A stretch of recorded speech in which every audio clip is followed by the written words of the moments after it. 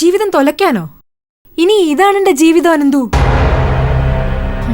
കുറെ മുമ്പേ താഴെ നിങ്ങളുടെ ഈ വീട്ടില് അടുക്കളയിലൊന്നും ഞാൻ പോയായിരുന്നു. നമ്മൾ കൊണ്ടുവന്ന പാക്ക് ചെയ്ത സാധനങ്ങളില്ലേ, അതിനകത്ത് പാൽപാത്രം ഇല്ലായിരുന്നു. അതെടുക്കാൻ വേണ്ടി താഴെ ഒന്ന് പോയതാ. അവിടെ നിൽക്കുന്ന ജോലിക്കാരി അവരെന്നെ നോക്കുന്ന എങ്ങനെയെന്നറിയോ?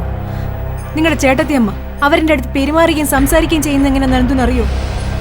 ഇതൊക്കെ സഹിച്ചു നിൽക്കുന്നത് എന്റെ ഭാഗത്ത് ശരിയുണ്ടെന്നുള്ളത് എനിക്കറിയാവുന്നതുകൊണ്ട് അനന്തു. അപ്പൊ എനിക്കിത് തെളിയിച്ചേ പറ്റൂ. എനിക്കിങ്ങനെ അഭിമാനം കേട്ട് ജീവിക്കാൻ പറ്റില്ല. അതുകൊണ്ടാ അമ്മൂമ്മ പറയാറുള്ള ഒരു ചൊല്ല ഓർമ്മ വരുന്നത്, അട്ടയെ പിടിച്ച് മെത്ത കിടത്തിയ കിടക്കൂലെന്ന്. എന്താ അനന്തു പറഞ്ഞേ? എന്താ പറഞ്ഞേ? ഇത് അറിഞ്ഞോണ്ട് പറഞ്ഞാണോ അതോ അബദ്ധത്തിൽ വായിന്ന് വീണെന്നാണോ? രണ്ടായാലും അർത്ഥം ഒന്നുള്ളൂ. ആൻസി എന്നെ കുറിച്ചൊന്ന് ചിന്തിക്കുക. ഇവിടെ ഉള്ളവർ ജനിച്ചപ്പോൾ മുതൽ എന്നോട് ഇങ്ങനെയൊന്നുമല്ല പെരുമാറിയിരുന്നത്.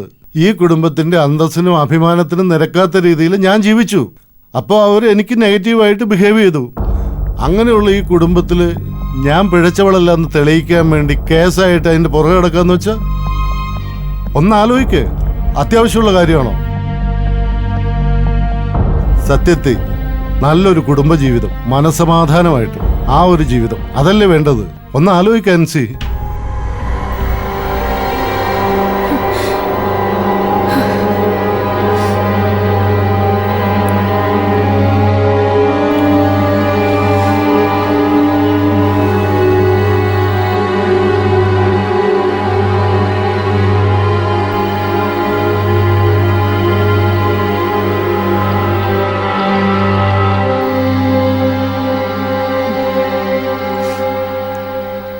ആൻസി, നിന്നെ മനസ്സിലാക്കേണ്ടത് ഞാനാ കടമ നിർവഹിക്കുന്നുണ്ടല്ലോ. പല സ്ത്രീകൾക്കും ആ ഭാഗ്യം ഉണ്ടായിട്ടില്ല. അത് ഓർക്കണം ആൻസി. അതിനുവേണ്ടി ഞാൻ അനുഭവിക്കുന്ന ഒരു മെന്റൽ സ്ട്രെയിൻ അത് ആലോചിക്കണം. പല സ്ത്രീകൾക്കും ഇതിനു മുമ്പ് ഇത് സംഭവിച്ചിട്ടുണ്ട്. അവരാരും ഞാനല്ല എന്ന് പറഞ്ഞ് വിളിച്ചു പറഞ്ഞ് നടന്നിട്ടില്ല.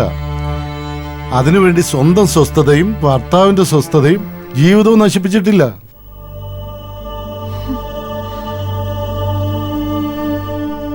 ശരിയാണോ എന്ന് ആലോചിക്ക്.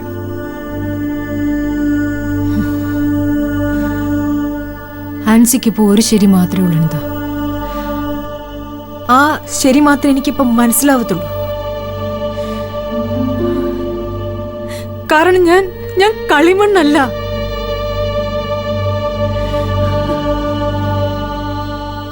എങ്കിൽ പോ. ഇതൊന്നും ഒരു പ്രശ്നമല്ലാത്ത കുറെ ആൾക്കാരുണ്ടല്ലോ, അവരോടുകൂടെ പോ. തെളിയിക്കും. ഞാൻ ഇവിടെ നിന്ന് തന്നെ തെളിയിക്കും. എന്റെ ശരി തെളിയിക്കാനേ എനിക്ക് കുടുംബ മഹിമയുടെ ഒന്നും ആവശ്യമില്ലാണെന്നു. ആ നാണക്കിടങ്ങ് അവരങ്ങ് സഹിച്ചോട്ടെ. ഇനി ഈ പ്രൊജക്ട് ഒന്നും പോവാതെ എന്റെ കൂടെ നടക്കേണ്ടി വരും എന്നുള്ള ടെൻഷനിലാണ് അനന്തു ഈ പറഞ്ഞെന്ന് വിചാരിച്ച് ഞാനതങ്ങ് സഹിച്ചോളൂ.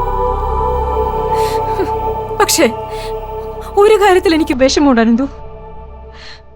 ഈ നാണോ മാനെന്നൊക്കെ പറയുന്ന എല്ലാവർക്കും ഉള്ളതാ.